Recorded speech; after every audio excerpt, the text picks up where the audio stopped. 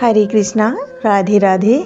हम सभी साधक वैदेही की आत्मकथा श्रवण कर रहे हैं। भाग 101 गतांग से आगे।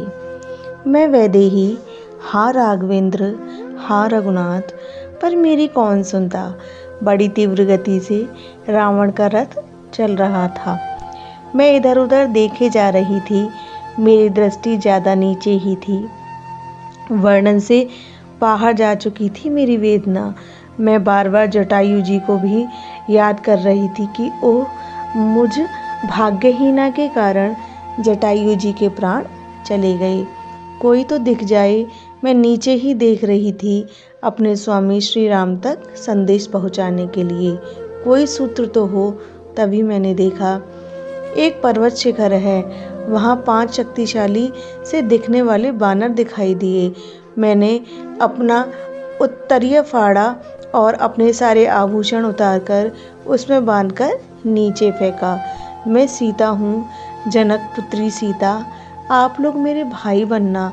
मेरे स्वामी श्री राम को मेरा संदेश दे देना। मुझे राक्षस राज रावण हरण करके ले जा रहा है। मैं चिल्लाकर बोली थी। रावण हंसा। ये बानर अब तुम्हारे राम की सहायता करेंगे। बाली से भागकर ऋषम्युक पर्वत में छुपे हुए थे। बानर तुम्हारे राम की सहायता करेंगे। रावण हंसता ही जा रहा था। कापुरुष, दुष्ट, डरपोक, अपने आप को तो वीर कहता है। अगर हिम्मत थी तो मेरे श्री राम के सामने आता। मैं रावण को धिक्कारने लगी थी। तू अब बच नहीं सकता रावण। तू कहीं भी छुप जाए, मेरे श्री राम तुझे खोजकर काल के गाल में डाल ही देंगे। पर मैं जब क्रोध में बोलती तब रावण मौन हो जाता। वो मेरी बात का उत्तर नहीं देता, अपना ध्यान कहीं और लगा लेता था। ये है मेरी लंका। देखो सुंदरी, ये है स्वर्णमयी मेरी लंका। उसने ऊपर से ही मुझे बताया, पर मैं क्यों देखने लगी उसकी लंका को। मैं बस रोए ही जा रही थी। उसने अपना रथ अपने अंतःपुर में ही उतारा। इसको समझाओ, इसकी सेवा करो, इसको मणिमाणिक्य वस्त्र जो चाहिए अविलंब दो। रावण ने अंतःपुर में उतरते ही अपनी राक्षसियों को आदेश दिया था। रावण आदेश देकर चला गया था किसी कार्य के लिए। सुंदरी, बात मान लो, ये वस्त्र पहन लो, ये मणि धारण कर लो। हम आपके केश बनाने आई हैं। ये उपटन है, लगा लो। कई राक्षसियों ने मेरी सेवा के लिए वहाँ पर आ गई थी। मैं घुटनों में अपना सिर रखकर रोती रही। देख, तू अगर बात नहीं मानेगी तो हम तुझ पर बल प्रयोग करेंगे। राक्षसियों ने मुझे धमकाना शुरू कर दिया था। कौन करेगी बल प्रयोग? 2 सभ्य नारी आगे आईं। क्या नाम है तुम्हारा? मेरे ऊपर स्नेह बरसाती हुई बोली थी। सीता, मैं रघुकुल नंदन श्री राम की भार्या हूँ। ये रावण मुझे हरण करके ले आया है। मैं ये कहते हुए फिर रोने लगी थी। मैं रावण की पत्नी हूँ, मंदोदरी। मैंने मंदोदरी की ओर देखा। वो सुंदरी थी और मैं महाराज रावण के छोटे भाई विभीषण की भार्या शर्मा हूँ।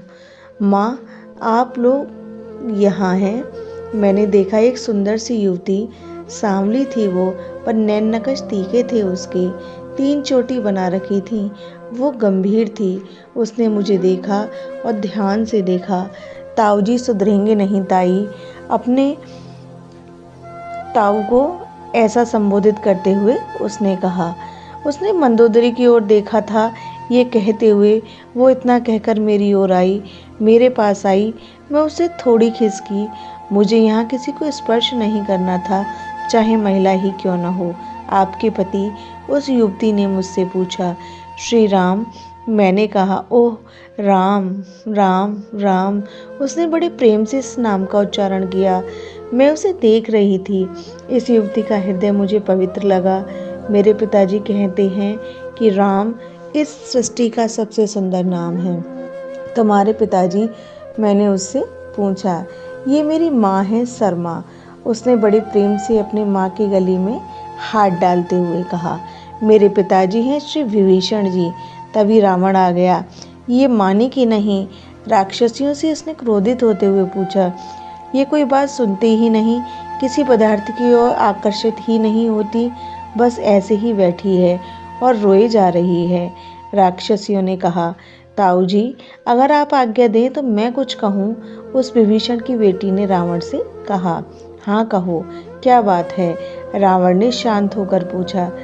इन देवी को यहाँ अंतपुर में ना रखा जाए, इन्हें अशोक वाटिका में रखिए और अशोक वाटिका में किसी पुरुष को प्रवेश की अनुमति न दी जाए। बस सेवक और सेविकाएं ही रहेंगी और तू सब संभाल लेगी, है ना? रावण प्रसन्न हुआ था। हाँ ताऊ जी, मैं सब संभाल लूंगी। उस युवती ने सहजता में कहा। लंका में तुम्हारी जैसा बुद्धिमान और कौन है? ये जैसा कहती है वैसा ही करो, रावण ने आज्ञा दी। और अंतःपुर की रानियां भी वहां न जाएं। ताऊ जी, ये आज्ञा भी तो आप दे दो। उस विभीषण की कन्या ने ये भी कहा। और तुम्हारी आज्ञा से ही वहाँ सब कुछ होगा। ये कहते हुए रावण हंसा था। उस युवती ने मेरी ओर चुपके से देखा और आंखें इस तरह मटकाईं जैसे वो रावण की ओर नहीं, मेरी ओर थी। सारी व्यवस्था क्षण में ही हो गई थी। मुझे लेकर वही युवती अशोक वाटिका आई। सुनो, तुम्हारा क्या नाम है? मैंने उससे पूछा था। उससे त्रिजटा, यही नाम बताया था उसने। फिर मुस्कुराते हुए बोली, मैं आपके साथ हूँ, चिंता मत करो। ये रावण तुम्हारा कुछ भी नहीं बिगाड़ सकता। यह प्रसंग अब यहीं विश्राम लेता है। हरे कृष्णा, राधे राधे।